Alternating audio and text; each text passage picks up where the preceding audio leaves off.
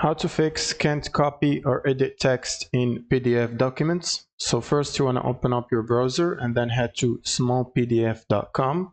Then you want to click on Tools, expand it, and then under View and Edit, click on Edit PDF. Then you want to choose and upload your PDF file right here. So I'm going to choose my PDF. And once it's uploaded, you want to click on the select arrow right here and basically select the text that you want to modify in a page.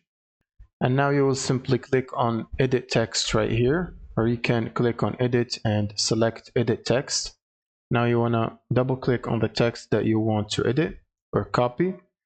So you can select the text, right click and copy, or edit the text like this. And as well as the font and the size, you can also modify it right here by selecting the entire text and setting a size for it.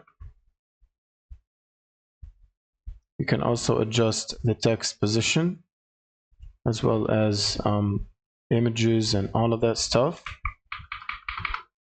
And then you will simply click on finish and then click on download. To download the edited PDF, you might need to sign in with an account to get a 7-day free trial. And after that, you might have to pay for it. And that's pretty much it. Thank you guys for watching and subscribe.